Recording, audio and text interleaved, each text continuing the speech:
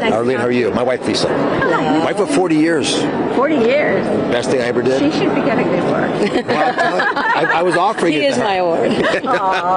So here's my question. When I look at some of the people who've been awarded today, it seems to be that their message is hope. Yeah. We have I Will Survive, we have Rocky, we have, you're a physician.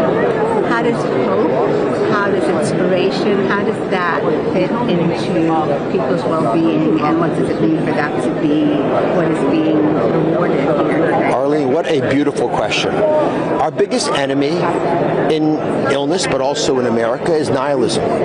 When we actually lose hope. And when you see Rocky, who happens to be my neighbor, and you see Sly Stallone in a private setting, he just gives you hope at every level. Now, he's funny as stink to boot, but he also is uplifting because his vision is a pretty simple one.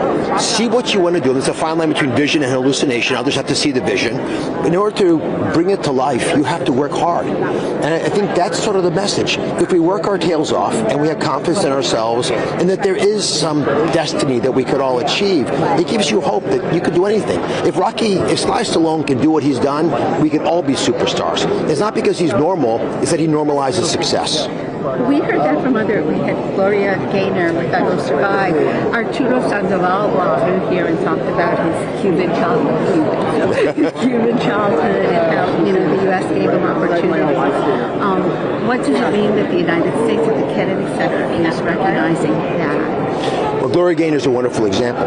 You have a passion for doing something, maybe a gift, but it doesn't go anywhere unless you're actually willing to roll up your sleeves and engage life fully. And if you look at all these artists, they have that confidence that this country offers you unparalleled abilities to excel. When my father came here as an immigrant back in the 50s, he saw what later Ronald Reagan described as a shining city on the hill.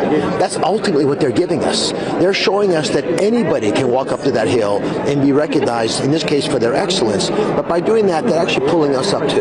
They're saying to all of us, wake up.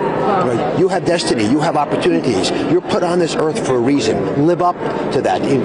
Have agency over your future. And that's what the arts do too.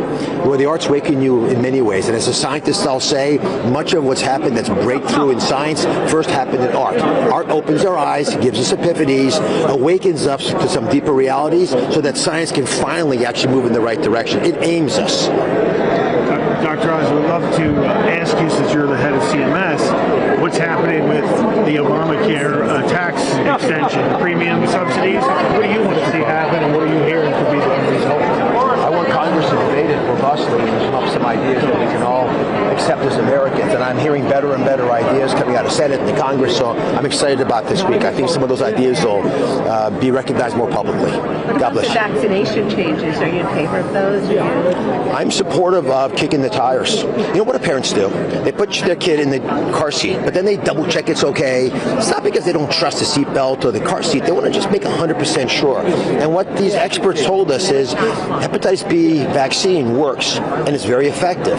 But when you get it might vary from person to person because some folks are in a higher risk situation than others.